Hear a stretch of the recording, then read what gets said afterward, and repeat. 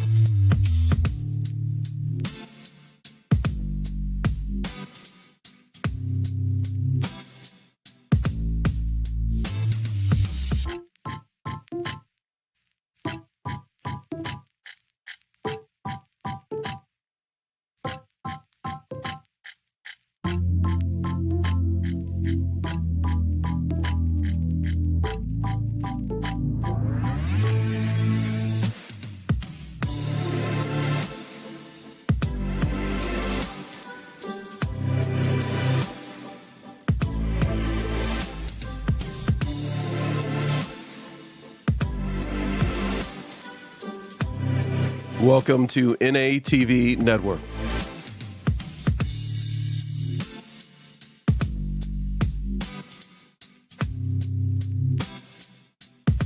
All right, off the coast of California, we have been cranking everything together, getting it all ready just for you. I love it. I love it. I love it. I love it. I love it. Love it, love it, love it. We love going live, getting these live streaming days started, bringing a couple of things to your attention. Thank you for waiting for us. Let's get to it.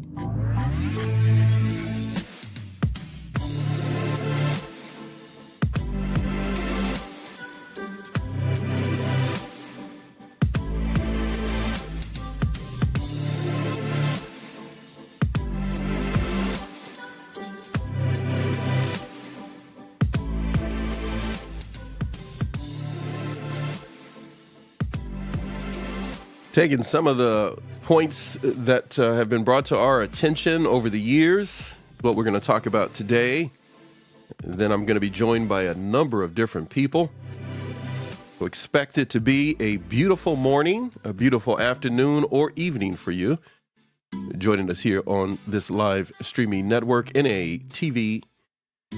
All righty, let's see. Let's start by talking about where we are right now in life. Wherever you are right now in life, whatever stage it may be, it's going to be different than others. But surviving narcissistic abuse may be the ultimate goal. Surviving narcissistic abuse can leave a person feeling like their identity has been shattered. Looking for ways to rebuild can be challenging. The very experience of life, when you have trusted someone and they, were not who they said they were, can be very devastating. We hear you, we understand that. But the key to remember is this: rebuilding doesn't mean starting from scratch. It means growing from where you are right now, stronger and more self-aware. I invite you to share in the chat, if possible, or with others where you're finding success, where you're struggling. Imperfect as we all are, we may find moments in which we have achievements, successes. The first step to rebuilding is acknowledging what you've been through. Narcissistic abuse often involves manipulation. It can suck you dry. It can keep you weak. Gaslighting can keep you confused. And a broken down self-esteem can seem hard to rebuild. Let's take a moment and honor the very fact that you're resilient. Honor your resilience. Reward yourself because of your resilience. Your emotions may have been battered, but by no means have you quit. And that makes you a winner. I'm going to be joined by Susie in a little bit here. And Susie's going to bring some things to our attention. So, you know what? I was going to wait till later. Susie, we're live streaming. How about you just jump in? Sounds good. I'll piggyback. Go ahead. From what you were just discussing. I wanted to go a little further with my Letting Go series that I'm doing and talk about how letting go leads to new beginnings.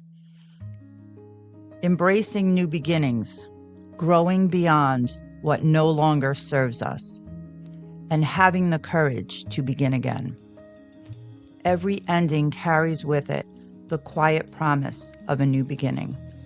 Yet, letting go of people, places, things, even holidays and routines that no longer serve us can feel like stepping into the unknown. It's bittersweet, a mix of grief of what we're leaving behind and excitement for the new possibilities that lie ahead. But in the space left by what we've outgrown lies a chance to stay present, embrace our growth, and create a future that aligns with who we've become. Acknowledging what we've outgrown. Outgrowing something doesn't mean it wasn't ever important. It might be a friendship that no longer feels aligned, a place that used to feel like home, or routines that once brought comfort but now feel like a burden. Acknowledging this shift is an act of self-awareness.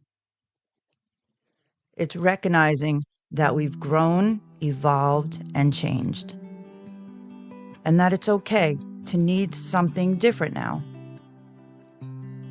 Letting go of the old makes room for the new, even if it feels uncomfortable at first. Take a moment to reflect on what you've outgrown in your life. Think about it. What no longer feels like it fits? What feels like it's holding you back? Sometimes the hardest part of growing is giving ourselves permission to move forward. Staying present in the moment.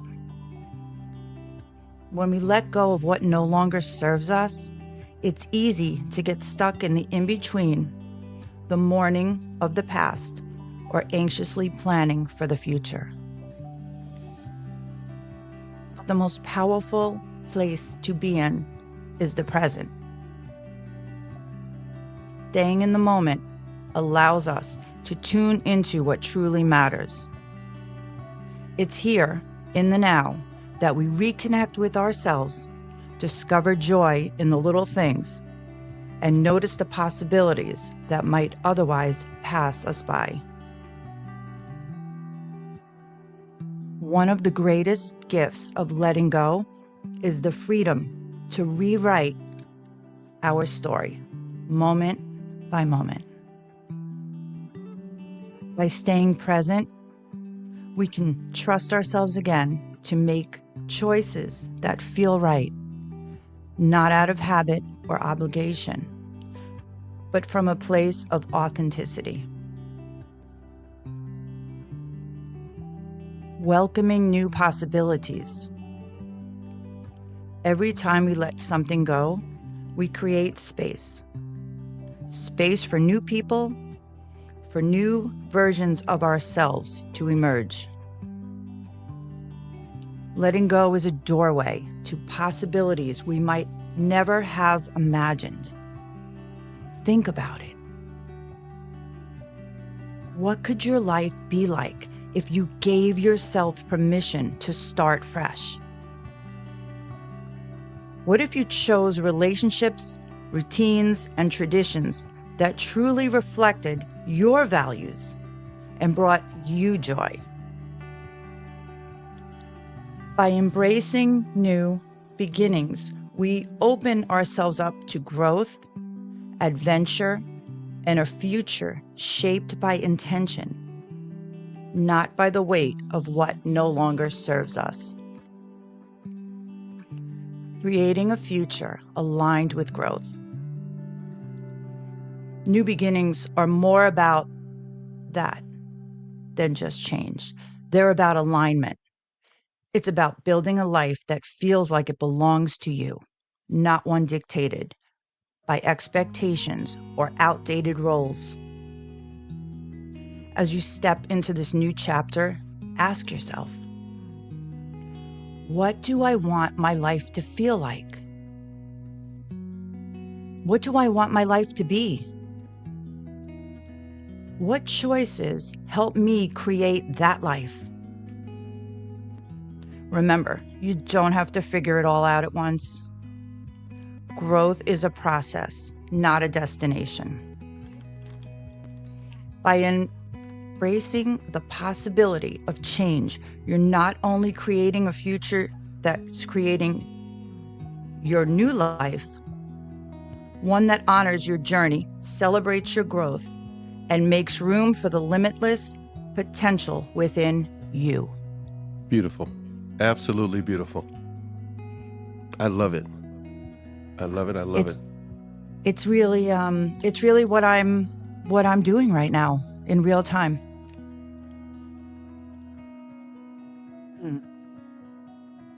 I think this moving to New York was a good decision on my part. You're different for me. Totally different. Yeah, Totally different person, huh? Totally different person. Mm-hmm. Yeah. Someone going through maybe not the same depth of abuse that you've gone through, the physical abuse, still having to see a specialist to take care of certain needs. You are able to lift yourself up with the right support. Yes.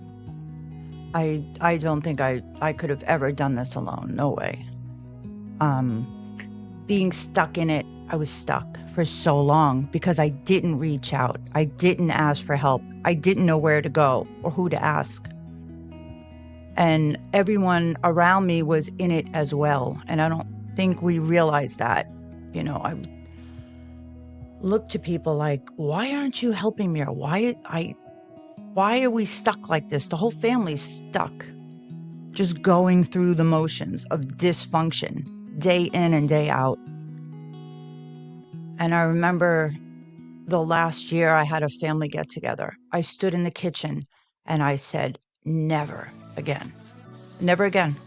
And that was the beginning of me taking control of my own life and finding help, looking for the resources, and actually taking the help and accepting it. So Best thing I ever did. There was a need to start small, manageable boundaries, manageable things that you could do, but they eventually picked up momentum. Am I saying that correct, or correct me if I'm saying it wrong? Well, it was more like I had to accept that something wasn't right. I was unhappy in the life that I created for myself. It was not, I was not growing. I was not learning. I was just stuck. There's no other word to describe it. I was just stuck. I felt like like a fly on a fly trap. I couldn't breathe. I couldn't move. I couldn't grow. I couldn't learn. And one day I think when my grandchildren started to come into the world when they were born. I have 5 of them, by the way. So, one by one, I would notice the new life and how exciting it was and how I was so excited to teach them new things and watch them experience new things. And I was doing it all through them, with them, of course, but I was still the same. And I just kept repeating it with each grandchild, but I wasn't growing. So, in that, when I finally reached out and found out that I wasn't alone in feeling this way, that was a big deal for me. That was a big wake up call. You started the process of rebuilding your life, taking some taking some choices and decisions that could seem very scary. Um, Speaking of scary, how about if we since we got Gemma who's popped in. I see you out there, Gemma. Let's bring Gemma in and see if we can scare her. I mean, if she can. uh, poor Gemma. Poor You leave Gemma. Gemma alone. I I want to like mess with Gemma. Gemma. Hey, Gemma, how you doing? What's up? Hey, I'm good, thanks. How are you?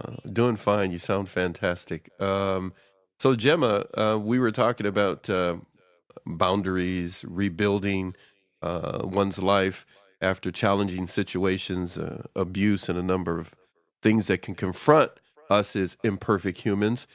What are some thoughts that you have? I know you did a couple of past episodes with us. Share some thoughts. Jump into this chat with Susie and I. I did. Imperfection to me is very much your own thing. It's not looking for perfection. Perfection to me is a boundary. I've always strived for perfection through my work till February this year when I left a job that should have been amazing. And I ended up thinking, well, if perfection isn't working, why aren't I happy with what I have? Which other people class as imperfection. And that was one of the things that I shared on my first episode. As well as the fact that I now use my imperfections to connect with others who have been through abuse on different levels, be it sexual abuse or domestic abuse, to make sure that people feel seen and heard no matter what they've been through.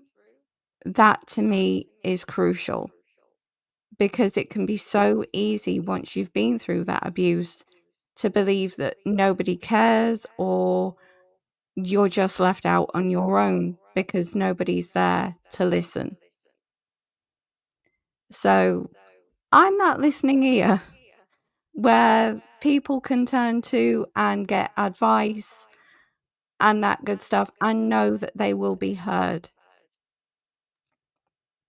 And another thing that led me down to is discovering that it's the small everyday things that people can do to lift their mood and to really gain that connection with themselves, to reconnect with themselves, whether that's a walk every day, whether that's an ice bath in a morning, as mad as that sounds.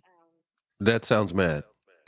It J- is J- pretty But mad. that's just me. So what's mad for me is glad for somebody else. So I need to try that mad maybe one of these days. Maybe when I'm It's 70. Go ahead. What are you gonna say? it's better than a cup of coffee, take it from me. It's better than oh, That'll that's wake messed you up. up. Yeah, look at her. See, she So, knows Go ahead. Go ahead. Gemma, do you do ice baths? Have you done it? I do, yes. I Oh, do ice baths every morning. oh my gosh. How long do you stay in there? It Uh, depends on the temperature Wait a outside. minute. wait. Hold It's yeah, hold go on. ahead. Is this outside ice Yeah. bath or in your bathtub? Outside. Oh gosh. Really? I'm Yeah, impressed. I think you posted something like that on your Instagram, didn't you? Yes, I did. Yeah, I know because I was gonna um, share it with the audience here. It's funny you brought it up. What made you decide to do that? I got to a point with my anxiety where it got to stupid levels where I thought I was literally living on a cliff edge, as if something bad was going to happen constantly. And I wanted to get away from that. So I learned about Wim Hof and the different things that he does. And I thought, why don't I start implementing those small things into my life and see what a difference it makes? So that's when I first started learning how to ice bathe healthily and doing the breathing practice and that kind of thing, because it's so strange how little things that we implement can make a huge amount of difference. And now I can tell when I haven't been in the ice bath daily because my mood just dips. So it's something that, yeah, may be mad,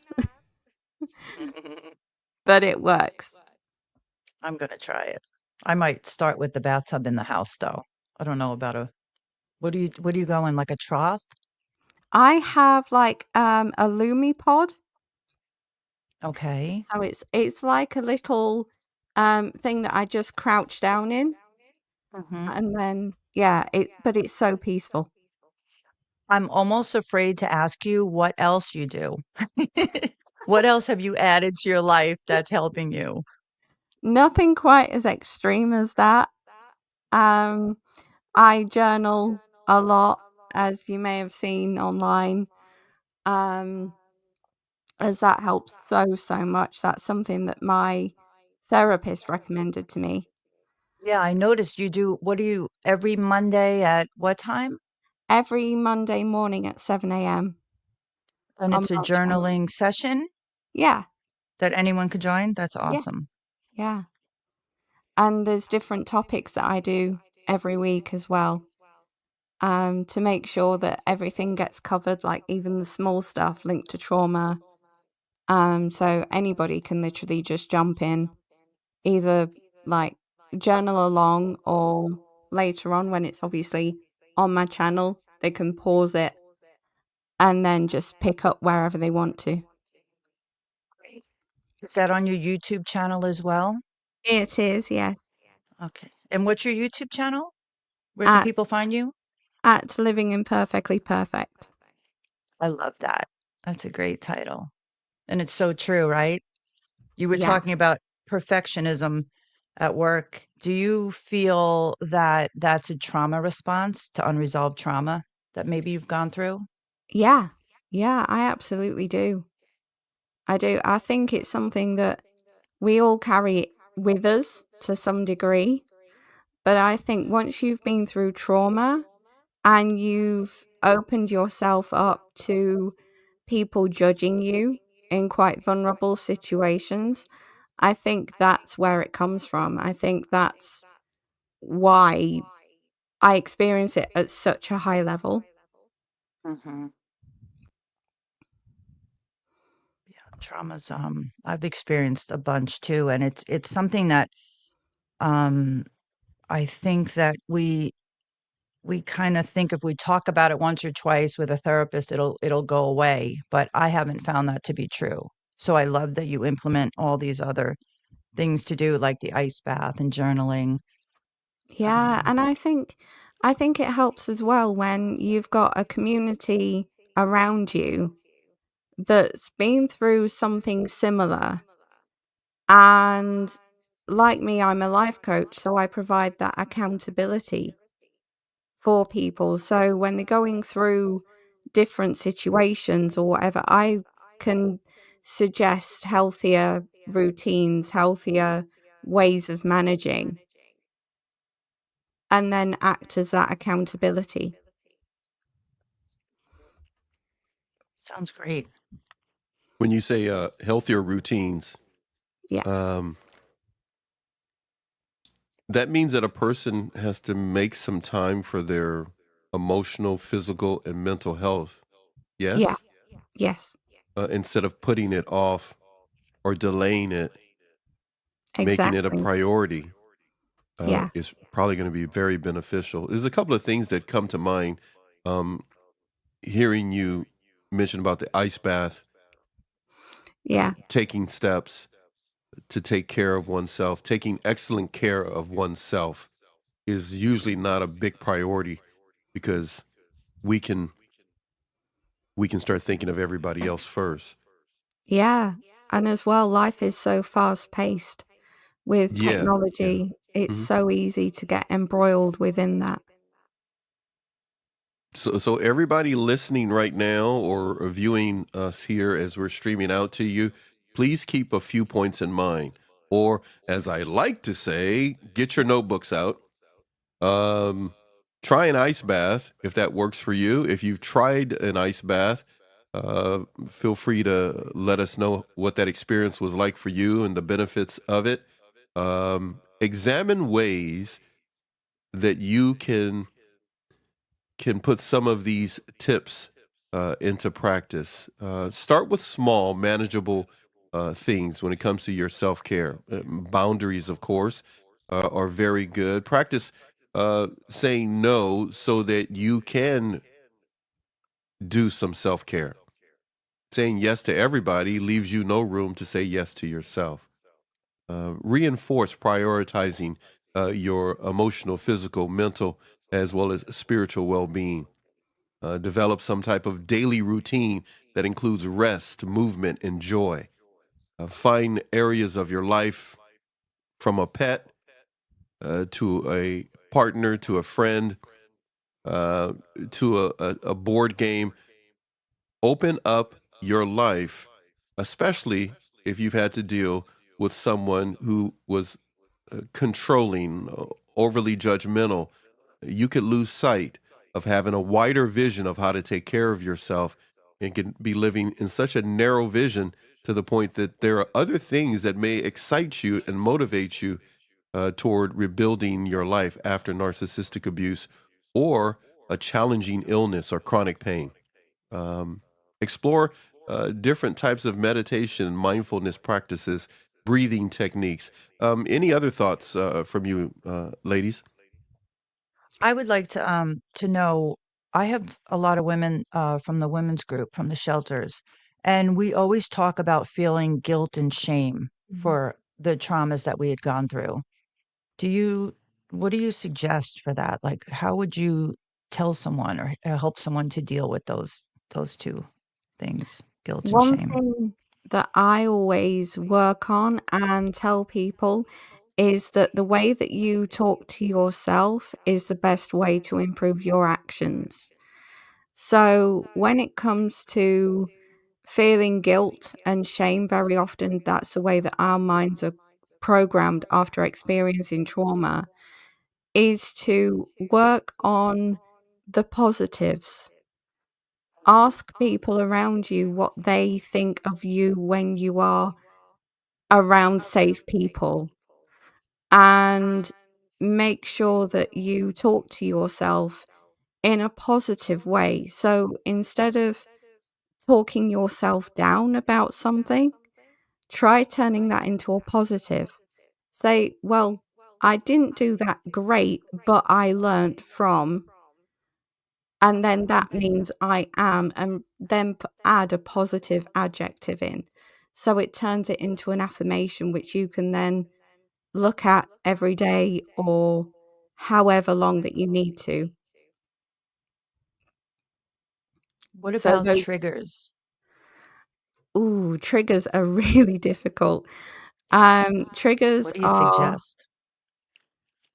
I would suggest to take notice of your feelings, and when you notice that you start to feel triggered, because Okay. triggers can come from different things. Sometimes they can either be positive things or negative things. And they can be what other people view as either positive things or negative things as well.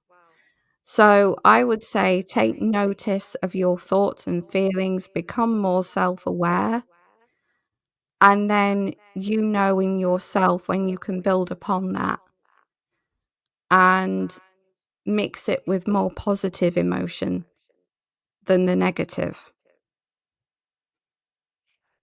When I first got out of the abusive relationship, I've had many traumas, so it was most of my life, and I found that I couldn't I couldn't get on with healing and figure it all out. Like, I didn't see a clear path. I didn't see a future because I feel like I was trying to become who I was supposed to be. And it took me all this time, probably like the last 2 years of being in intensive therapies and groups, to realize that I had to let that person go. Yeah, yeah. It's almost like a grief after Yes. trauma. Like grieving the person that I should have been. Mhm. Bec Yeah. it's That was a hard one for me. Yeah. It's definitely a form of breaking away and then reforming and reconnecting with yourself, but not on the same level. Mhm. Um, to sort of make a more positive light out of it. Taking all that negativity and turning it into something good, like what you do with your coaching. Yeah. It Yeah. must feel so rewarding to be able to help others now. It does. It absolutely does. It just reinforces why I do what I do. And every day I see on the news if somebody's been abused or whatever, it's just that other little reminder that triggers. And it's like, that's why I do what I do. I do what I do to be able to help people find a way through after the trauma that they've been through. If you're looking to with someone and you're listening to this program or you are watching this program, please feel free to reach out to Gemma as well as Susie. You will find their information in the description of this particular stream. Um, Gemma, if you had to say two things that a person needs to keep in mind when it comes to rebuilding their life after challenges, what are two things you would share with them? I'd say that ultimately you are your own strength. You are stronger than you know in this current moment. And there are ways through. It just takes small steps and you'll find a way.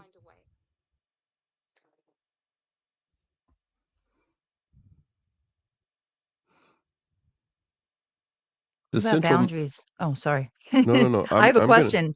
no, no. Go Yeah, ahead. Do your no, question. I was going to talk that about made me something. think, Gemma. I'm learning self-worth. I've been working on it. I put myself in like complete solitude to have to be left alone with just me. Mhm. And it wasn't easy. It was not easy at first. And Hmm. then once I was alone with myself, I started to realize that I wasn't so bad. I Yeah. think, like, when we go through traumatic experiences, we have such a negative thought about ourselves because of what we've been through. Yeah. So, how do you change your thought process with putting yourself down and not I doing that any longer? I have to really look at what I do sometimes and think I'm not that evil person that I used to believe that I was. I used to, like you, I used to get myself really down and out about my self-worth, and I used to sit and think, "Well, why bother?"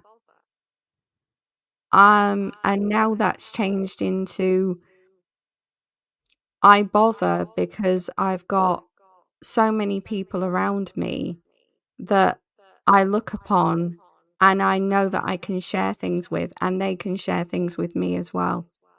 So it's just a case of realizing that you have got good points. And occasionally, I still find myself looking at my good points and my mantras that I have and things like that, and just double down on those. It's great. I was going to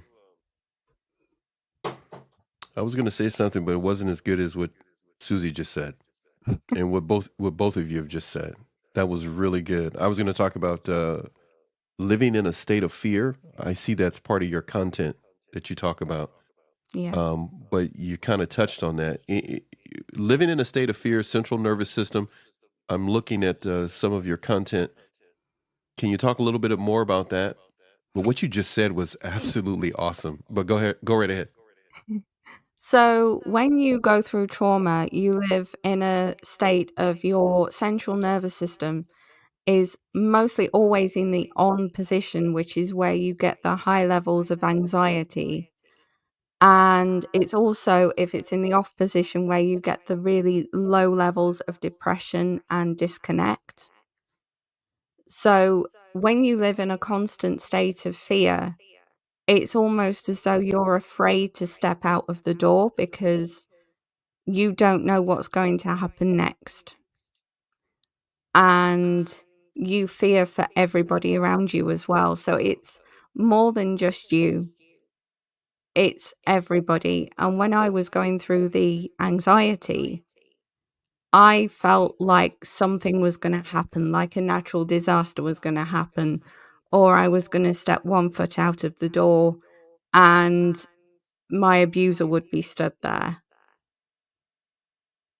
So for me, that's what it was. And it's sadly, it's internal. So not many people can see that unless you voice it, which I found really difficult to do. But yeah, if you just put small things into practice, it can neutralize the central nervous system, and then you start to pave a way out of living on the cliff edge. You also talk about sharing creates connection. Tell us more about that. Yeah, when I started sharing about my PCOS online, which is polycystic ovarian syndrome, I started to notice things shift, and more people would talk to me about the struggles that they had with polycystic ovarian syndrome. And then I started to think more about how I view imperfections and how imperfections can sometimes be taboo subjects like skin conditions and things like that, and mental health that people don't talk about. But if you talk about them, that then resonates with other people around you who may also be going through something similar. But you otherwise wouldn't notice unless you started sharing what you've been through. Trauma affects the entire body, not just our mental health. It does. What is, I don't even remember what you said, can you say it again? The Polycystic syndrome? ovarian syndrome. What does that mean? Um, it means that my reproductive system, when you have PCOS, you've got ovaries, and then you've got cysts on your ovaries, which can be incredibly painful, and make things irregular and mood swings and all that horrible stuff. Mm. What do you do for what's the treatment? What works for you? Sadly, the only treatment that I've ever been offered is birth control, which is the truth for so many women with polycystic ovarian syndrome. But they've connected it to so many different conditions. from diabetes to obesity to heart conditions as well. So it affects more than just your reproductive system. Is it a hormonal dysfunction? Yes. Okay. Yes, it is. That's why the So, birth control pills work or help. yeah, they do in some cases, though not all the time. Um, so it's just a case of managing with good diet, healthy exercising, and things like that to help regulate your whole body.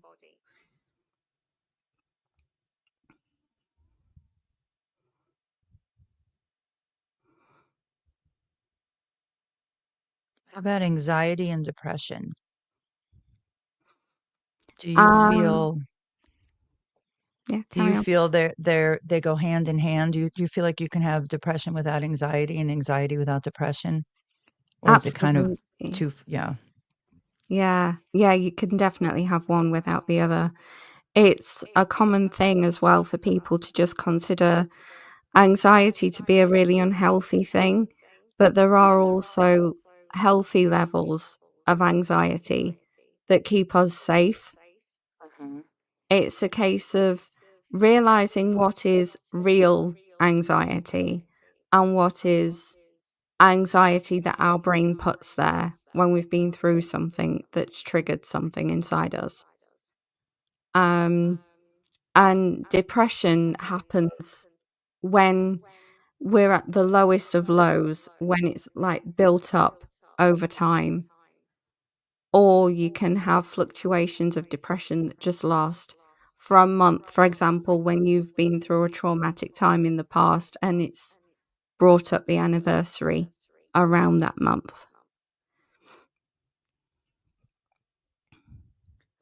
How about when you realize and allow yourself to heal after trauma? Do you think realizing is the same as allowing yourself to heal? Like acknowledging it, and then you have to go the next level and be like, "Okay, I need to do something about it." Yeah, yeah. I think we realize that we need to heal first, but a lot of the time we don't allow ourselves the time to heal because we just look at how busy things are around us and we then disconnect from that. We then put ourselves to the bottom of the pile when we need to move ourselves up to the top of that pile. Yeah. Disassociating. Yeah. It's a that's a trauma response, I would assume, right? It's a defense mechanism, I would think, to Yeah. disassociate. Yeah. It's something that triggers inside of us when we've been through trauma, and then we can remember the traumatic memories to the fine details, but everything else to the minimal. How would you advise someone, like, if they feel like they're starting to disassociate, what would you suggest that one of your clients do? Take time to reconnect with hobbies, reconnect with the safe people that you have around you, and surround yourself with either support groups or with books that you can just delve into and lose yourself in for a period of time when you are not in that cycle.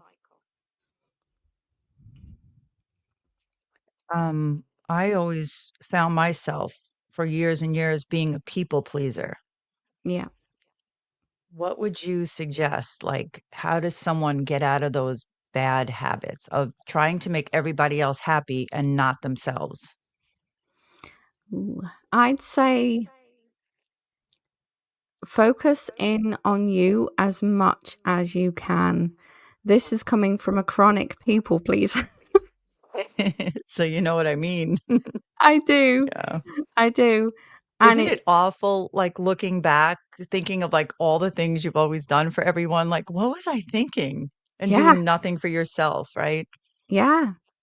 I mean, I used to work for 3 or 4 hours a day content creating and think for somebody else, And my self-worth doing that just went through the floor.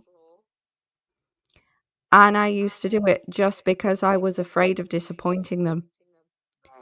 And I lost connection with so many people around me when I did that. But I had to refocus in on myself and go, "No, what do I want? Lose Take what everybody else wants. What do I want?"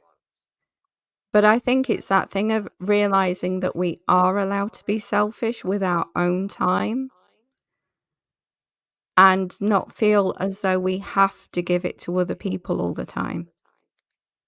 And now that we don't do it as much anymore, right? Doesn't it feel like so much better? And you finally realize, like, it's like the cup is, you have to fill your cup or put the oxygen mask on before you could put it on your child or fill someone else's cup. Oh, yeah. Yeah, Yeah. We were definitely draining our supply for sure. absolutely. And the burnout is just not fun at the end. Exactly. Right. And then you keep doing it's, and then you wonder why you're cranky and in a bad mood and your Yeah. anxiety's worse and you're depressed. Yeah. We're not taking care of ourselves. Nope. I had to relearn that. I don't know about you. Self-care. Oh my Yeah. gosh. I was the worst. Me too. Not Constantly even putting myself last. mhm. It's like a struggle to get out of bed, Yeah. brush your teeth. Yeah. What about ruminating? When you like I was oh my gosh, it was like a hamster wheel in my head Yeah. for months and months and months after I got away from the abusive person. And to break that, I thought it would never end. Yeah. It was Me like, too. make it stop. How did you make it stop? How do you help people make that stop? I would say disconnect to reconnect. Okay. So that means grounding yourself as much as possible by either meditating. I know people find that really difficult to do, but meditation really helps. Especially when you've been ruminating on like one or two memories, Mhm. like being able to visualize like a river in your head and all of the different thoughts just sailing past and you I not like it. acting on them. That's the thing. It's not being sucked into that memory or that thought. It's just allowing them just to flow past. I like that. And setting intentions, right? If we Yeah. like during your Monday morning journaling sessions that do you set intentions for the rest of the week? Yeah.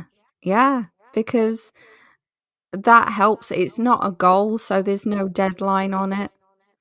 And it keeps It's your just brain busy. yeah. Yeah, Um, so it definitely helps to have something there to work towards and to keep in your mind all week, and then look back on it again on the Friday or the Monday morning. I like it. So when you went through your traumatic experience, what did it take for you or experiences? What did it take for you to have had enough to make a change to take your life back? I went down a very dark path, um, and that was enough to make me stop and think and work out what it was that I actually wanted. Because when I went through the trauma as a child, he got away with what he did. And then that left me with kind of a, okay, what do I do now? And I just did the easiest thing. I went to college. I got embroiled in computer science. And then I ended up dropping out because that wasn't what I wanted to do. Do you think you just kept yourself extra busy I do, yeah. to not Yeah. cope or face it? Yeah. Did you start therapy? Like what was your where did you first reach out for help, for outside help and support? I first reached out in 2022, which is mad because it was so many years later. But I had to do something because I was experiencing panic attacks, high levels of anxiety. I would start shaking for no reason. It would be awful. And what really brought it home as well is that Mum ended up being rushed into hospital. And I found myself being unable to cope. So I knew that I needed to do something. So, if you had to describe living imperfectly perfect, how would you describe that? Living as you are, not being afraid of mistakes, not being afraid of the things that people would class as being wrong or weird about you, but using those things to your strength, including the past experiences that you've been through, because they are your own experiences and they are your own ways of making you who you were and who you are today. So they're your own version of perfection. Love that. That's great. And it's true. There. I mean, if you think about it, it happened. I always say, like, we're not our stories, we're not our traumas, but they did make Exactly. us who we are today. Yeah. Yeah, And exactly. it's ultimately up to us to reach out and help other people or make our lives better, take control of our lives again, learn to care for ourselves and have a higher standard for ourselves, not to be put in certain situations or around certain people that might hurt us. Because Yeah. I know for me, I would gravitate towards negativity or negative situations and people. Did you find that? Do you find that in any of your clients? Yes. Yes, I do. That happens more often than not. It's so scary. Yeah, that's something we have to work on definitely when we're recovering and healing and transforming our lives for the better. Definitely.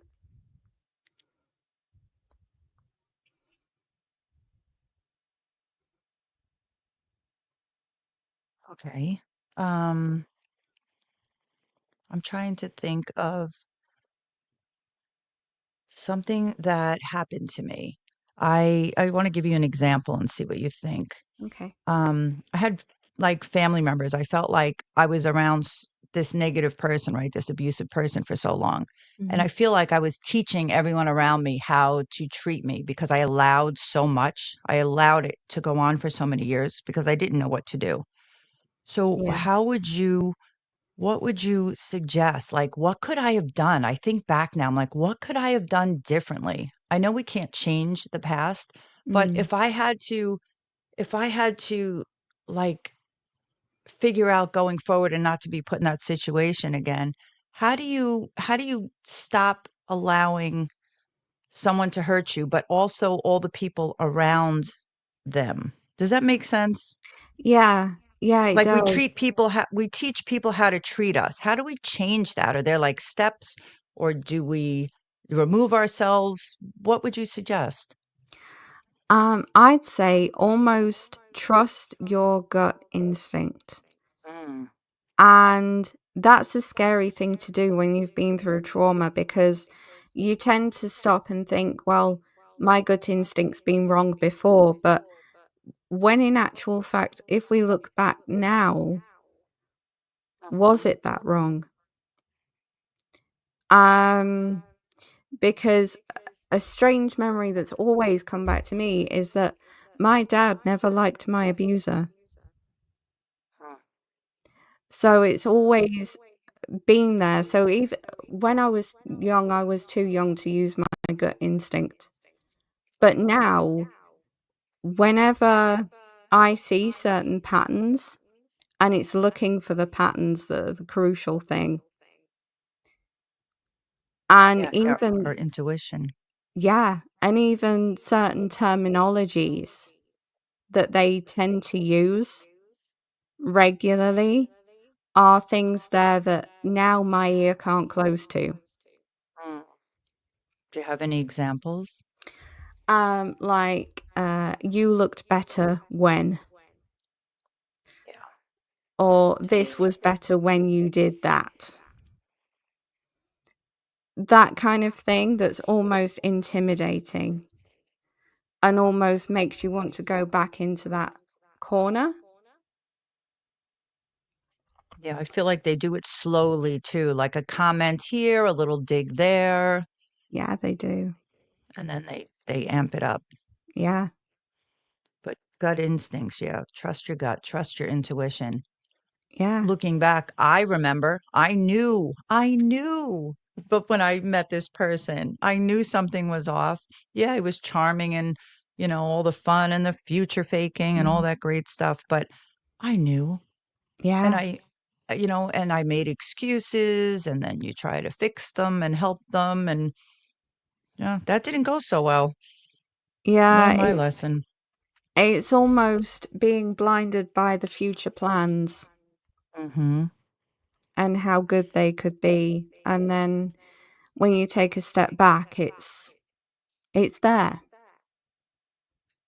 And even when you leave these kind of relationships, I didn't expect it. I didn't see this coming, but it was almost as if you have to grieve. It's like a death.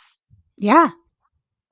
It's like, first of all, what the heck was that? What did I just go through? And then it's almost as if you're grieving the loss of a relationship that you or a future that we Yeah, thought we were living it and then to realize it was all fake. yeah. Nothing was sincere. Nope. That's a hard one. It is. It really is. But it comes down to being able to again trust your gut instinct and those patterns. But it's so easier said than done. I mean, when I look back, I thought I was trusting my gut instinct when no, I was not.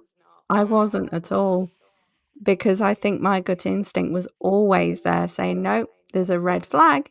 Don't trust it." So what are some green flags that you look for now? People that are open to have conversations, and people that are genuinely accepting and don't want to change you.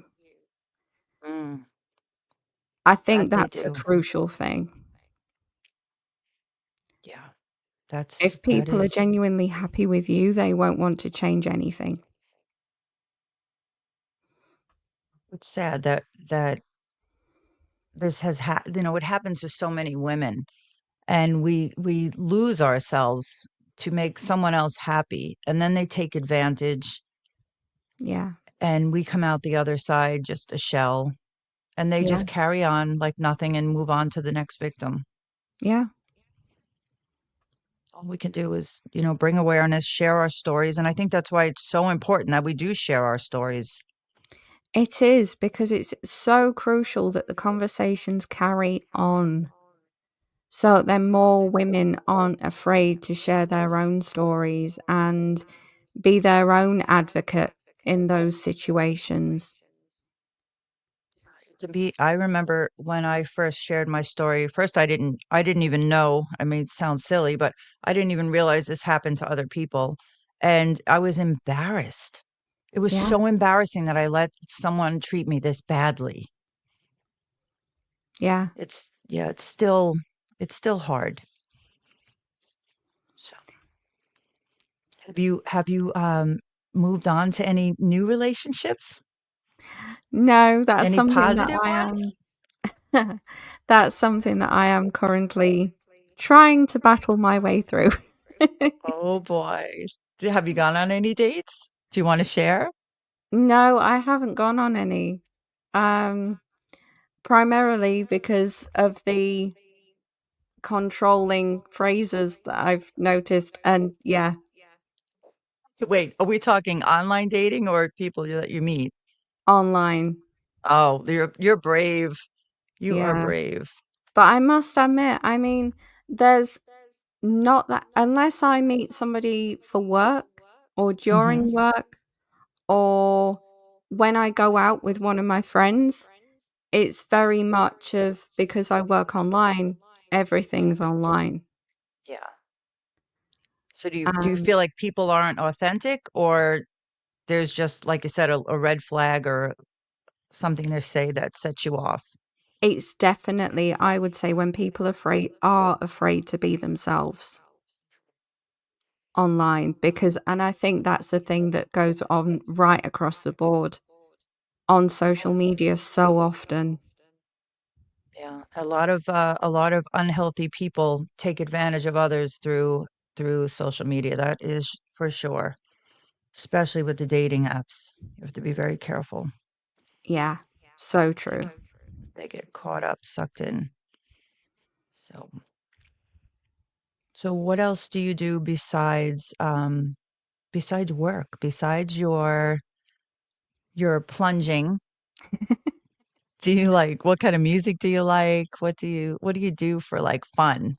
Oh, I've been listening to a band called McFly since I was, like, in primary school. McFly. I Um, I think of Back to the Future. yeah, that's where they Yeah. got the band name from. No way. Yeah, Oh my gosh. but their music's always been good, and it's always made me smile. I'm gonna have to look them up. Um, McFly from the UK. yeah, yeah. But Great. yeah, so I've always been into music. Mhm. I've always been into acting. Acting's been my therapy, since secondary school. Um, and I've always been into films and theatre. And then I look after my mum as well because she's disabled. So Oh, that's nice. Yeah, yeah, acting must be a good escape for you. it is. It definitely is. Along with the writing that comes with it, it's a real good escape. It's great. I think we all need I'm finding things now, things that interest me, things that I didn't do in a long time because I stopped growing pretty much, when I was in this relationship, and it was for 25 years, so it was quite a big chunk of my life. So Crikey. I'm rediscovering Yeah, rediscovering activities it's and it's strange. I don't know whether you found it as well that we tend to go back to what we found comfortable way back. yeah. Yeah, it's funny because I moved back. I was moved. He isolated me and moved me out of state, and I Mm, didn't want to go. And I remember crying for months. My kids didn't want to go, and I went and made the best of it. But finally, at the end, I realized I was there for all the wrong reasons, and I stayed for all the wrong reasons, and I stayed for everybody else. My kids are grown now, right? My grandchildren are good, and yeah, I finally made a decision one day. I'm like, "That's it, I'm going home." My family's like, "Just come home." yeah. And it was yeah, going back to what I knew, going back to Mm. what was comfortable to me. Yeah, I must admit I found that with hobbies with I shared with Paxton on the first episode that I did. I was Mhm. so connected to the Harry Potter franchise. And then when I went through what I went through, I lost that connection. And one of my best friends actually turned around to me and said, "Did you take any notice of the last premiere?" And I said, "No. When did that happen?" Wow, so you stopped even watching things that you loved, Yeah, being a part of it. yeah. Yeah, I noticed that too. Just It's so weird, and I think that's why it leads to a grieving process. Mhm. Absolutely. It's sad. It's very sad that we give ourselves up, but on the flip side, once you get out of it, for me coming back to New York, it's I was just saying to a family member, I said, "I don't think I would appreciate being home as much as I do and being around my family and friends again and my familiar places and people and things if I wasn't out of it for so long. Yeah. It's like everything is brighter, happier. It's just everything is magnified. All the good is magnified because of all the bad that I endured and all the nothingness. I was in just nothingness. I don't even have words for it. I was just nothing and Yeah, did nothing. it tends to make you feel so numb that when something positive comes along, everything's heightened. Yeah. Hope this stays for a while. I like this. It Yeah, feels really good. yeah, It just does. soak it all up. Yes, that's it. Soaking it all up. I'm loving every second of it. It's definitely been a great experience coming home. Yeah, I must admit, when you go through the healing process and stop and then look back, it's such a beautiful process to go through. Yeah. It's almost as if I went through a period where I couldn't think about the bad things because they were so bad. And Mm, now I can look back and it's not a piece of me like it was. It's not consuming my brain and my thoughts and my body. It was like in my DNA, every episode, every negative experience. And now I can see the separation. Like I'm not glued to it anymore. I'm freeing myself little by little. exactly. I always compare it to like a caterpillar going into a chrysalis and then emerging as a butterfly. Yes, exactly. That's what it feels like. Spreading your wings. I'm ready Mm. to fly. But That is for sure. it's having that courage to do that though. Um, and taking control again and realizing that you can because nobody's there stopping you. It's scary at first. You don't think you can do it. Then you're terrified. Then you just kind of jump and you fly. Yeah. And now it's like, whoa, I can't believe I waited so long.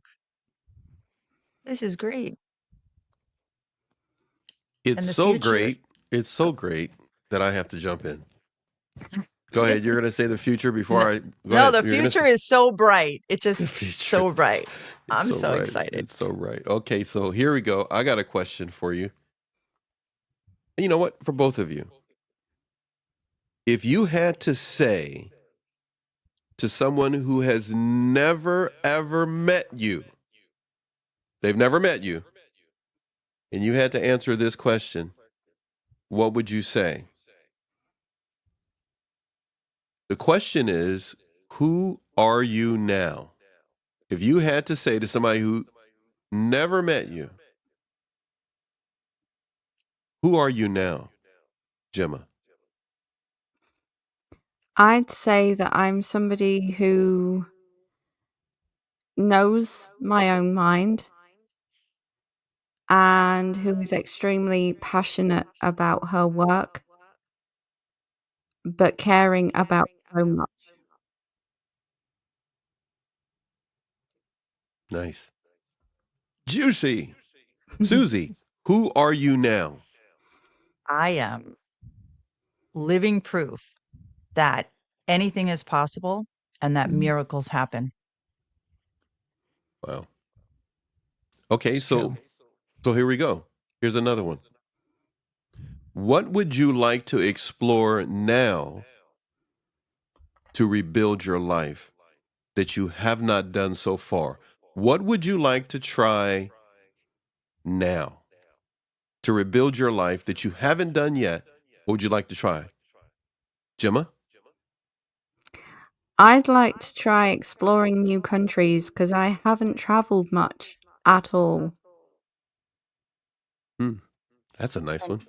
Yeah. Hmm. There are people there to meet you, maybe with the same experiences, or, yeah, that's pretty cool. Susie, what would you like to try now that you have not tried, or what would you like to explore to rebuild your life that you haven't done yet? Definitely, I'd like to continue my education. I had left school in the 8th grade. Actually, it was a little before that. And I did go back and get my full diploma when my second son was born, I guess about 30. 25 years ago. But I would love to go to college and further my education or take some courses, classes, something I always wanted to do, something I was planning on doing when I met this last relationship that I just got out of. And it was just discouraged. I was knocked down. And so, yeah, I would love to do that. Wow. There you Continue go. where I left off. Rediscovering our identity, rediscovering your identity helps so many people move forward, move beyond healing. I like what you said there, Gemma. When we get a chance to step away from it, Susie, you mentioned about separating. You can see it now. But rediscovering our identity or recovering is what we've all been listening to both of you speak. I have this for you, and tell me what you think about this. If you had to make a list, if you had to make a list to encourage someone else, you're taking the example and you said, you know what, I'm going to make a list of 5 things that make me happy or make me curious and share it with someone else.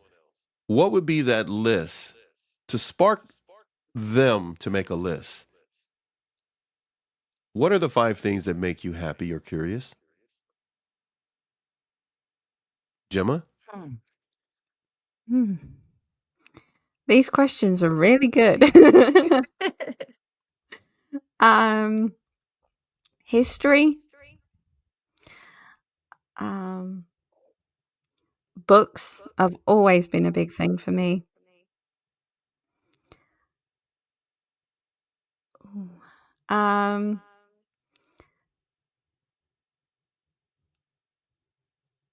The curiosity to learn more about other people.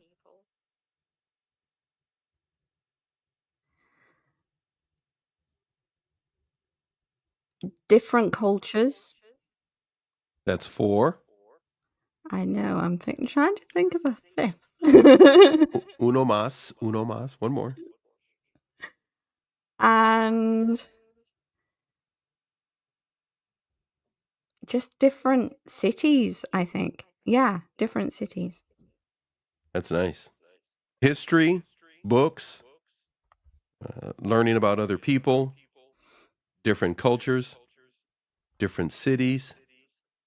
That makes up your 5. That's beautiful. All of them seem to involve learning more about the world around you. Yeah. Beautiful. Susie, if you had to make a list of 5 things that make you happy or curious that you could share with someone to give them kind of inspiration to make a list of their own, what are the 5 things that make you happy or curious, Susie? 5 things that make me happy. I mean, I'm curious about pretty much everything. I feel like I have so much to learn, and I have so much room for growth that everything excites me. I don't think I could just narrow it down to 5 things. Um, I've things I've been enjoying lately, how about that? Is my faith, exploring my faith again, because I wasn't able to do that for so long. Definitely foods, like cooking and exploring other cultures and foods. Also, I always volunteered, but I think I can do it from a different perspective now. I kind of did it as an escape before, and I love to help animals and people. But now I feel I have more knowledge and understanding of when people go through different things on a different level because of my experiences. So I would definitely like to explore that more.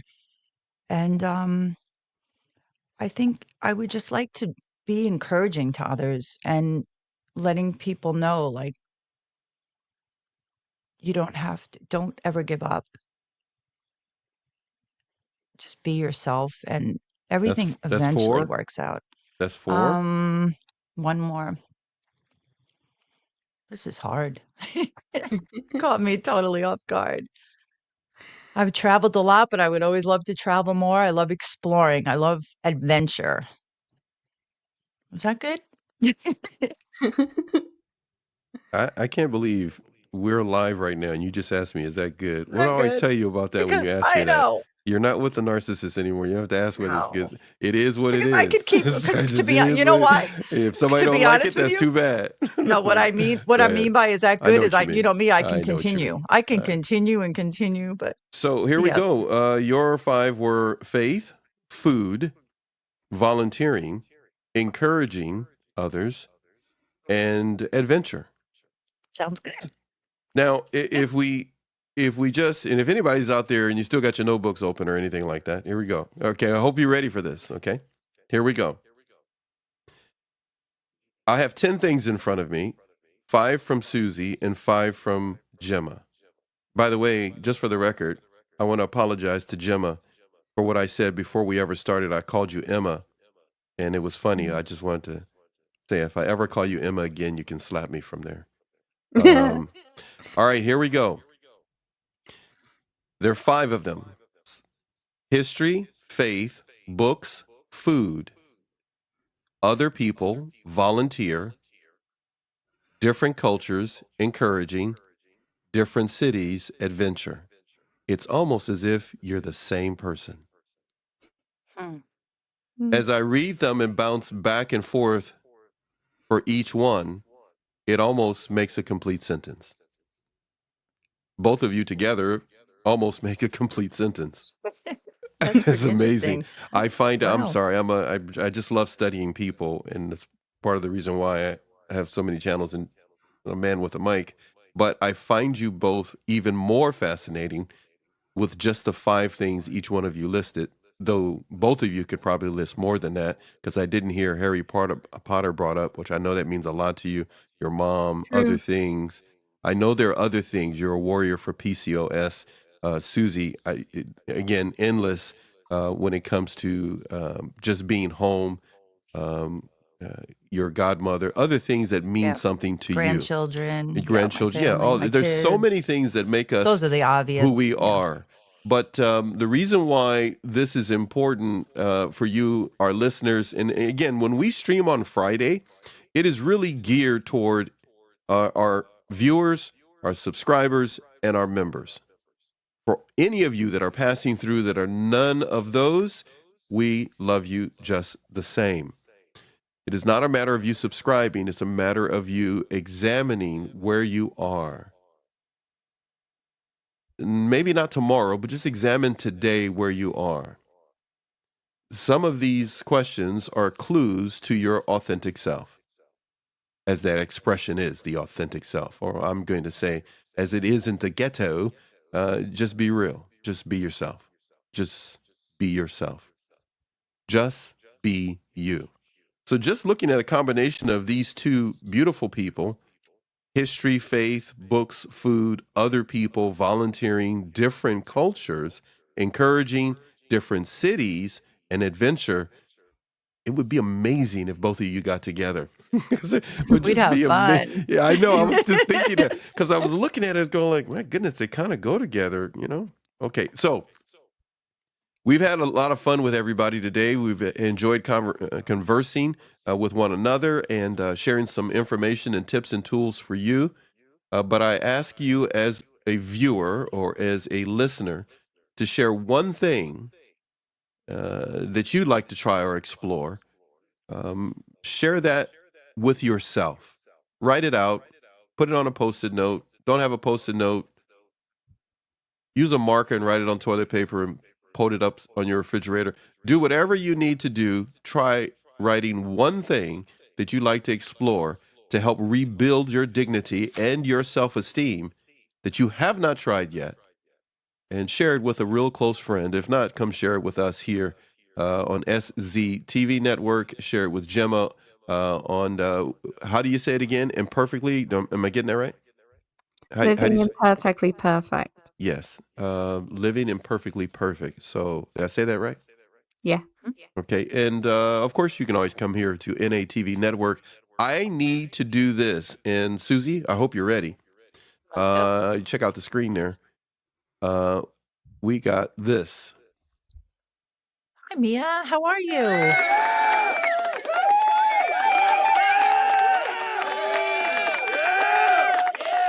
Mia's in the house. Thank you, Marianne, for being here. And I have to do this, and I'm going to just kick myself. We need to plug her book again. Sorry, I forgot the title again. So please make sure every time you show up, please put it in the chat. Just go ahead and type it in. Susie, you probably, I don't know, you probably can't get it. I was looking to see if you could grab it, Hold but up. you're already, got your wires already plugged in there, so I don't know if you can get to it. But sorry about that, Susie. I should have said it ahead of time. I need to have it written down. But Mia, Marianne, if you could type it into the chat so that way when people watch this show back, when they go to look at the chat, they can know to pick up your book. So please make sure you just go ahead and type in and tell everybody. Do me a favor. I know you just typed the title there, but actually type in that it's a book because they may think it's just something a statement you're making. We want to make sure to tell everybody to buy the book. So as you type that in, that it's a book that they can get, or if you have the link, or maybe for next time you come in, and we'll make it a point to do the same, right, Susie? Yes. Yeah, Stepping Out of the Darkness into the Light by Marianne Mooney. yeah. And so we're going to need to make sure that every time you come in, we're plugging that book, and we want to make sure to tell people to pick up a copy. Everybody, put the pizza down. Put the pizza down and buy the book, buy the book, buy the book. Stepping Out of the Darkness into the Light. She says hello to everybody. And Susie, you can go ahead and take the chat. Mia says, hope, help, strength, encouragement, interaction with other people. Is that your 5? I think that's her 5. I think that's her 5. So hold on. I like your 5. Her I'm gonna 5. turn. We I'm could gonna hang turn. out with you. Yeah, I was gonna say I'm gonna turn this into a. All 3 of you need to be hanging out together. Okay. All right. I got it. I love it. I love it. I love it. The amazing part of us getting to speak with one another is sometimes not necessarily the tragedy in the trauma or the challenge, trials and tribulations that we've experienced. It's hearing how others were resilient to go through it. And every time I hear you, Gemma, you give me a sense of inspiration, because just your demeanor and your tone shows not only did you not quit through disappointment, but you're there for your mom as well. And you've been there for others, but recognize that you need to be there for yourself more. Yeah, totally. And Susie, the conversation both of you had today was very encouraging. I really appreciate it. But I want to turn to Marianne right now. Mm-hmm. Excuse me, everybody. Call for a second. I want to turn to Marianne for a second. Marianne, if you can, Mia, help us out for a second or two here. I'm going to look at what she wrote there, Susie and Gemma. She said hope, help, strength, encouragement, interaction with other people. Out of what you listed there, Marianne, what are some things that give you hope? You can type it in the chat whenever you get a moment. Gemma, you got disappointing news when your abuser did not Be held well, Get accountable. he charged. he didn't admit what he did. Is No. that the best way to describe it? I'm trying Yeah. to. Yeah. Okay. Yeah. All right. How did you have hope to be where you are now? From then to now, what kept you going? I knew that life carried on. I just knew that I had to find a way Yeah. to carry on with life. Did you have a lot of support? I had a small friendship group, so 1 or 2 people, and my mum. Yeah. So that was basically it for me. Is it relatively still the same now? Yeah. Yeah. In fact, it's got smaller. Well, it's just gotten tighter. Just Yes. saying. Yeah. And that's still good. That's good. Yeah. Sometimes it's one person and that's all you need. Yeah. One Yeah. It's Yeah. person. like chosen family. Yeah. It's not always who you think, right?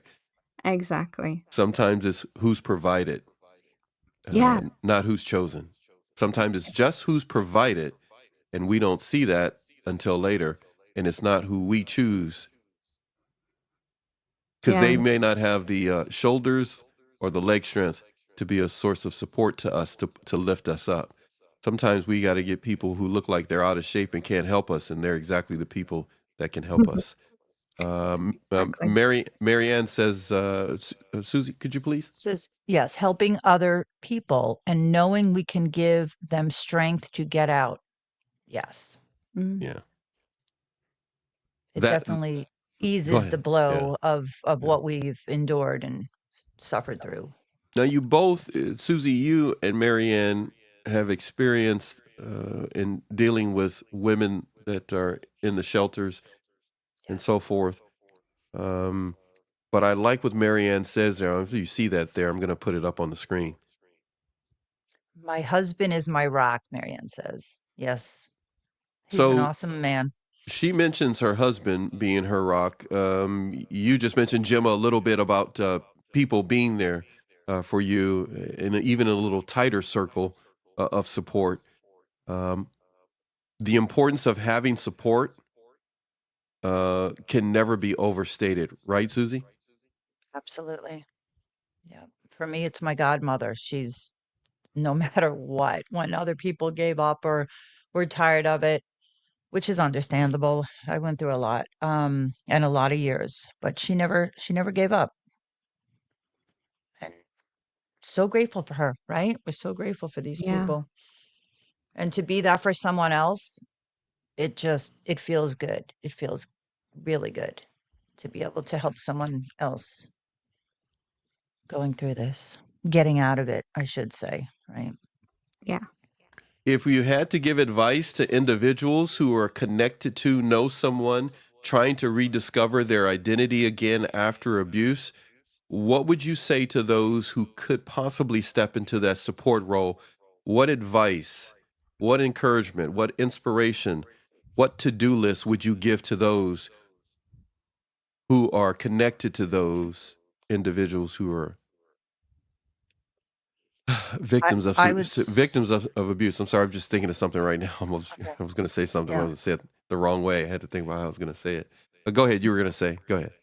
I was going to say to please, if you're helping someone who's in an abusive Mm-hmm. relationship Mm-hmm. trying to get out, be patient.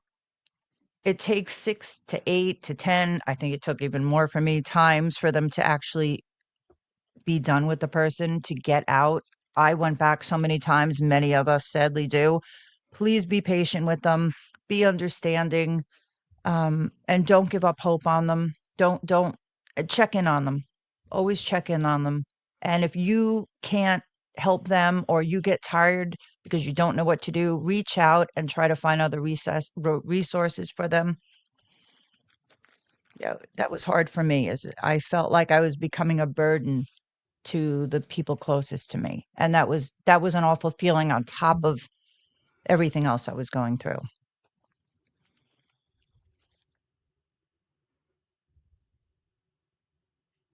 What do you think, Gemma? Yeah. I mean, I was left mostly on my own during the domestic part. So I would say don't judge, give plenty of time, and never give up because that at the end of the day, they are going to need somebody to lean on who isn't judgmental, who will give them the time, and they still deserve the energy that you would give to anybody, whether they were going through abuse or not. Yeah, I like that you said don't judge them. Mm. That's important. I think sometimes it's too easy to judge. Yeah. And a lot of people don't realize when you go through a situation, a relationship, an abusive relationship, um, it's embarrassing for us. Yeah. Yeah. Because sometimes you do things that the people around you just do not understand. And for me, I started to get angry, very negative. It's just I saw the negativity in everything. And it was Yeah. like doom and gloom all the time. I guess it was part of the depression, but and also the person I was living with was so negative to me that I started to become so negative to others. And that had to be hard for those around me to watch and witness. So be patient. Yeah, and don't judge them for sure. If you Being could I'm being sorry. being patient with someone, and also having energy to help them, and not trying to assign blame. Uh, a lot of those can be very helpful. Um, does it make a difference if someone who is trying to be supportive ask the person going who has gone through the abuse, what can they do to help? I, for one, didn't know what I needed. So I don't know. What do you think, Gemma? I didn't know what I needed either, but I pushed people away because I was under their influence. Um, so for me, it was a case of if anybody had asked me that, I don't think I'd have known the answer, or I'd have turned around and said, I don't need help. You were under the influence of the abuser, is what you meant. Yeah. Yeah. Okay. Yeah. Yeah. So there was no way that you would have been forthcoming to just say, "Hey, look, I'm really struggling with this, and he's this, and so therefore I need that." Because as you both said, you had no idea even, right, Yeah. of what a need was, Yeah. being under that influence. So You know, if you're listening to this, somebody, please make sure you understand. It's very important to see the perspective of the person that's going through it. Susie, yeah, please, you and were going to say something. understand, which you just touched on something. Understand for me, I remember every person like in my life, my friends, my family, people I would just meet, school teachers of my kids. He would have a way of either turning them against me or me against them. Did that So create a paranoia for you? oh, yes. It not only paranoia, you feel like, "What did I do?" And then you believe you're not a good person, and then I started not liking my own family members because he would start turning me against the people closest to me. It's very confusing living with someone like this. It's a constant mind game. Mm-hmm. Emotionally, you're being abused, mentally, physically, financially, every which way they come at you with it all. Yeah. And it's debilitating and it destroys your relationships. So be understanding. Like I stopped talking to family members because I couldn't talk to them anymore. Either he would get angry at me and would cause a conflict, or he would tell them something about me, make up stories or who's talking about who did this, who did that. And it just got so confusing that I gave up and I just stopped bothering with everyone. And then I was isolated even more. Mia is saying, if you don't have support, you get stuck and can't move forward. That's so true. Mm. Mia continues, remember, they will be terrified when they finally leave. They feel weak and don't have any self-worth. But if you think about it, we were strong all along. Look what we went through and survived. That is so true. Mia continues, people knew what I was going through, but turned a blind eye. Hmm. Mm. I have a problem with that now. Well, for a while I went through like an angry phase. I don't know if you did, Gemma, but I got pissed Yeah. off. Like you left me there. You knew what this person did. It that's bad. And my family members now they're like, we should have just taken you out of there. Just taken you out of there a long time ago. And I feel bad because they feel guilty, Mm. that I had to endure it for so long. That was a Yeah. hard one. With me, it was my best friend actually knew what was going on, but the abuser tried to turn me against my best friend to create that distance. So then I couldn't make that connection of what they were doing. Mm, get So that. it's weird. There's so many similarities between the mind games and how they'll try and make you feel like you're losing everybody around you. Yeah, because ultimately I was. Yeah. Uh, I'm so grateful now that I'm back home, and reconnecting with my family and friends, and oh, it feels so good. And it's it's so nice. I'm not used to people being like kind. I love it. It feels Mm, so good, but I had to mhm, readjust to people being kind to me, mm, to being like, Huntington, the town I'm from. Huntington is so much better with you here. And I was like, that felt like so good. I'm like, and they don't dwell. The people that truly love you are not going to dwell on all the negativity or, why'd you stay? And all those things that people that don't understand or don't truly love you feel and think. There's no fake kindness, and No, to yeah, no. yeah, and no fake positivity, no. Nope. and they really are concerned about you. Creating a support system can be challenging for an individual moving away, moving forward, letting go of narcissistic situation, toxic, dealing with a selfish person, whichever label we attach to that person, or in some cases, they may have a true diagnosis about their condition. No one heals alone. No one recovers by themselves. A strong support system can make all the difference when we go through this process of regaining, restoring, regenerating our dignity and our strength. So get your notebooks out, everybody. Tips to keep in mind that have been shared up to this point.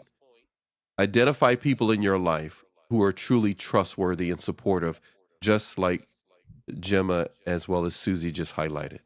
Try to identify those people. That may take some time. That means you have to be observant of what they're doing and not just take for granted that they're being supportive. They may have an ulterior motive. Don't let paranoia control the day. Um, Consider joining a support group or seeking professional help or therapy. And by all means, learn how to recognize healthy relationships versus toxic ones. And that I want you, Gemma, or Susie, to talk about. Learn how to recognize healthy relationships versus a toxic relationship. Just a quick overview from your own personal experience. Some tips you could share with individuals who are struggling with trying to identify which one is which so that they don't fall back into that chasm and that hole of being abused all over again. I think me like reconnecting and now only going forward in healthy relationships. I think it for me it feels what I'm noticing the most is nothing feels forced. And like you said before, nothing feels fake. Mm. And they flow easily. My relationships are like flowing easily. I'm not walking on eggshells. Not full of anxiety. I don't feel fear. And I think I would know being on the outside now if any of those red flags came up. Someone made me feel uneasy or was too touchy or got angered too quickly. I think I would definitely do an about face and walk away. What about you, Gemma? Yeah, it certainly makes you more hyper aware when you've been through something like that before.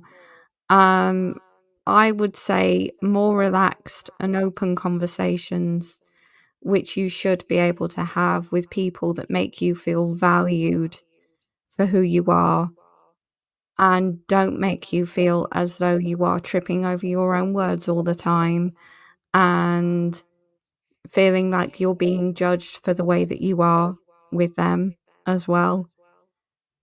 And just being able to be yourself, being able to have your own hobbies and your own interests without them being taken away or being narrowed down away from you. You have So some true. thoughts from Mia, by the way. That was beautiful, Gemma and Susie. Mia is jumping in on this as well. She said, yeah, when she was in the relationship, they saw everything but called her a liar.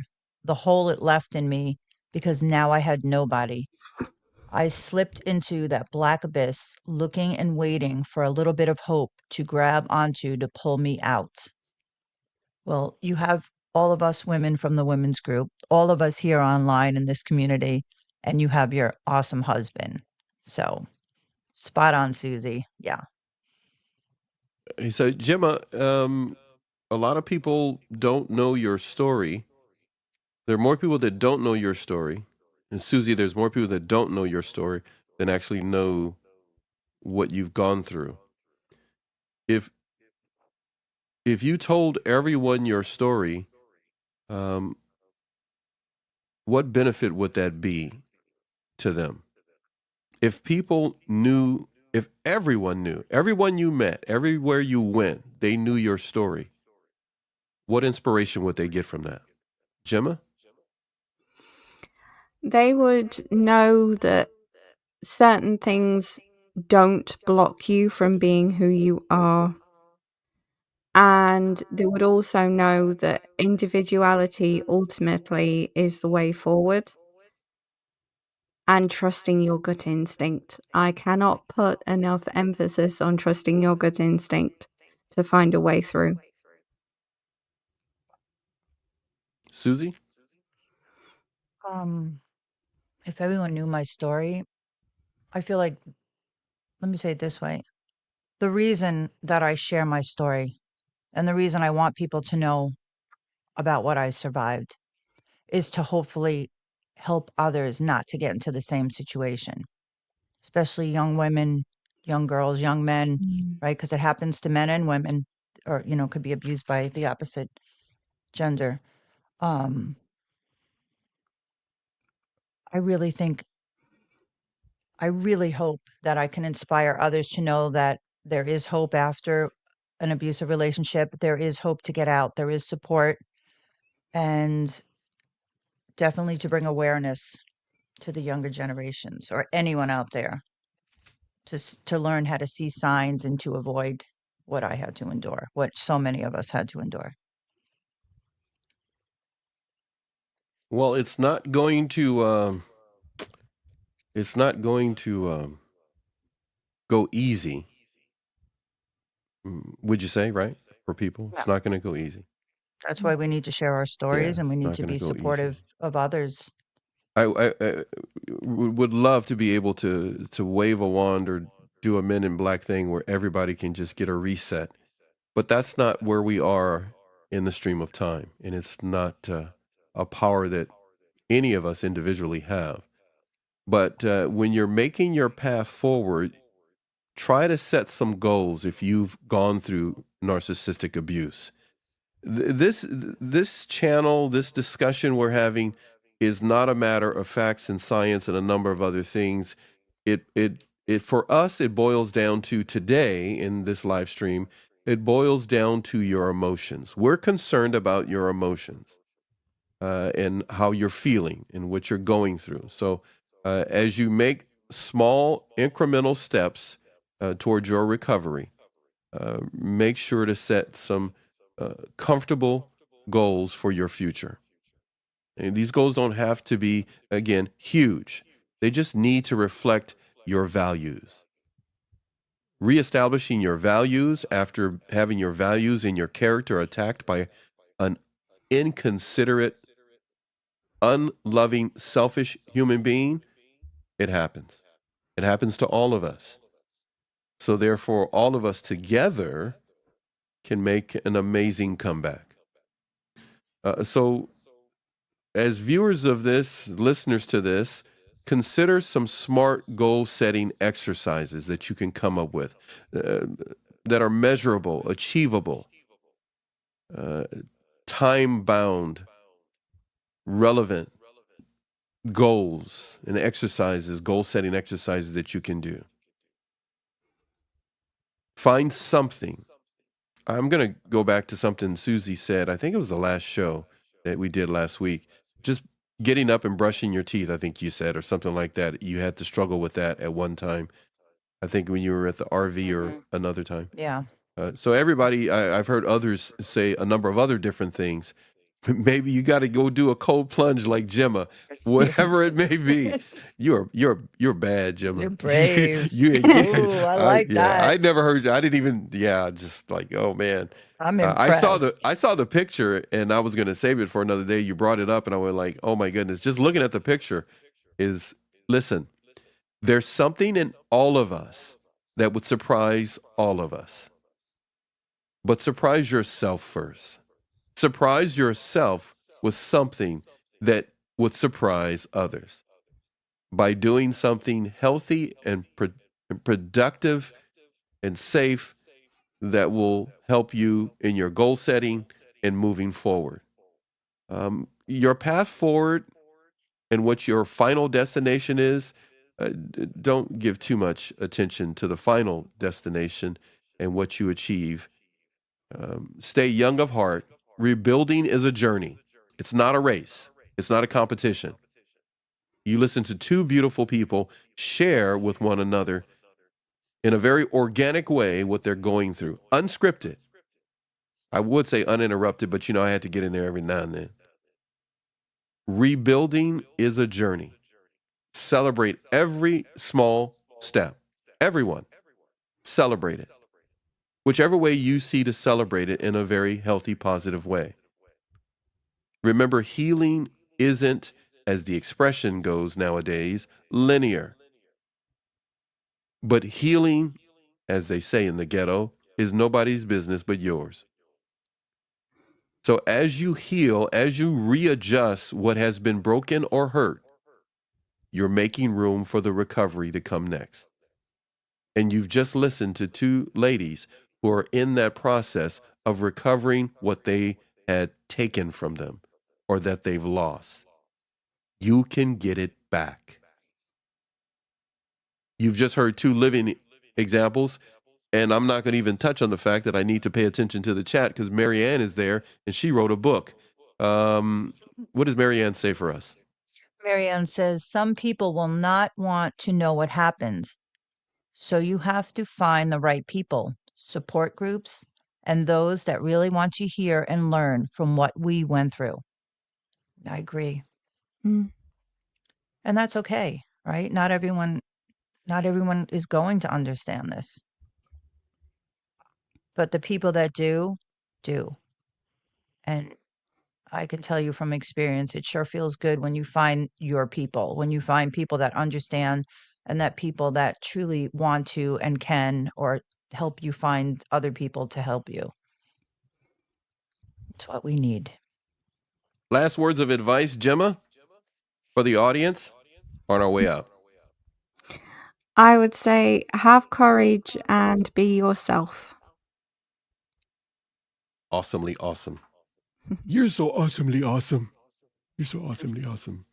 Susie, your thoughts? I would say thoughts. I want to talk about boundaries. I feel like everyone makes it sound like we're making new rules. And what I've learned, and I think might be able to help someone else, is understanding now that boundaries are not about telling other people what they can and cannot do.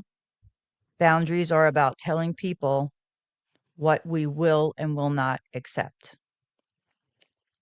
Made it easier for me to start setting them and protecting myself. Love it. Love it. Hey, guess what?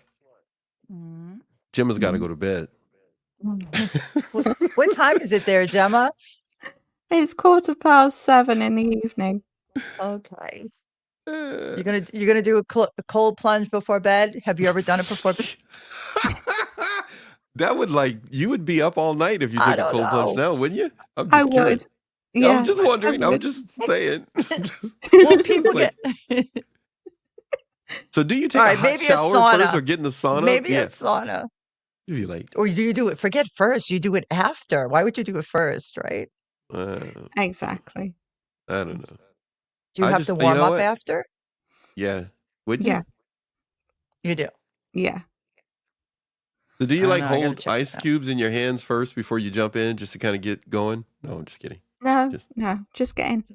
look You at you have to talking all psych yourself brave. out, No, pump yourself up, loud no, music, no. It's just good. something. Run in place for a little bit. Run in Some jumping place, jacks. jumping jacks. No, Something no. wrong with you, girl? No, I'm just kidding. That's good for Could you you. imagine us trying to get in, No, Paxton? We'd no, be it ain't like, all happening. right, you go first. No, No, you go hilarious. first. No, oh, you you go know what? first. No, you know what? We would do really well because I would We'd encourage definitely, each and I'm other. gonna say it now, and everybody's gonna One hate me. toe at a time. I would say it right now. No, forget that one toe stuff. I would just toss you in You and ask you jump. what it No, feels I know like. you would. Say, push me in. You should know I was gonna say it. I was Head be like, first, hey, baby. you know what? I think I saw something over there. When you turn your head, I just toss you in there. Wipe me out, kick my feet from That's out right. from under me. And Jim would go like, he's so rude. And we'd be laughing. So Oh my rude. gosh. I'd Listen, pull you right everybody. in after me. I'm telling you right now, she Mm. couldn't catch me. I'd run so fast she couldn't get you. I'd be like a little dart. A little chocolate dart just running all over the place. Oh, You my can't goodness. catch me. Thank you, everybody, for being here, for joining us today. And hopefully you will rebuild your life one step at a time. Don't do it so fast. You don't need to go so fast. You don't have to do fast. Don't do it fast. Not worth it. Gemma, thank you for being here with us from the UK, hanging out with us. What did Mia say? Mia said something to you. Just What she laugh got out there? loud. Yeah, she could picture it, I bet. But she'd have me helping her. There you go. Mia's going to help me get you in there, Paxton. I don't know. See, Gemma done started something now. I'm kind of, I'd try it. I would try it. I think I would try it. everybody I will. should. I would try it. If you never see me again or hear from me, you know it didn't work too well. I just turned into a popsicle. It's a little popsicle. Oh, it's still All right. frozen. I'm still frozen. All right, so everybody, if you found this particular live streaming session helpful to you, please like, subscribe, and share it with others. But more importantly, we need you. What'd she say? Not me. What are you saying, Mia? What did she say? Not you. I don't So know. she's not going to do it.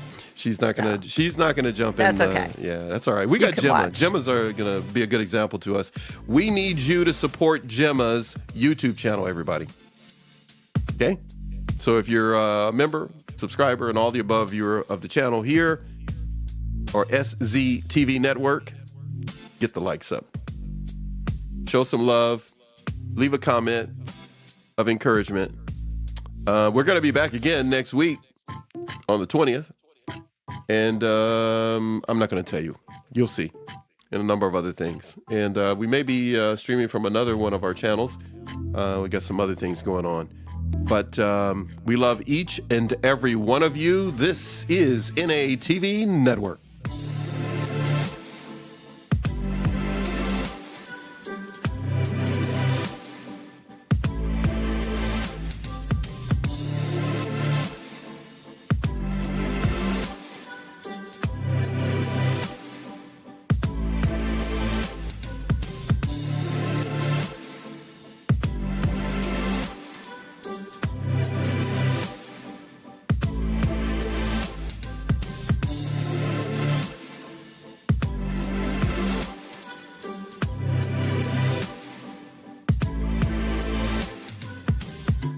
It's been fun. It's been real. It's been a Friday. Stay tuned. Another show coming your way at 12:30.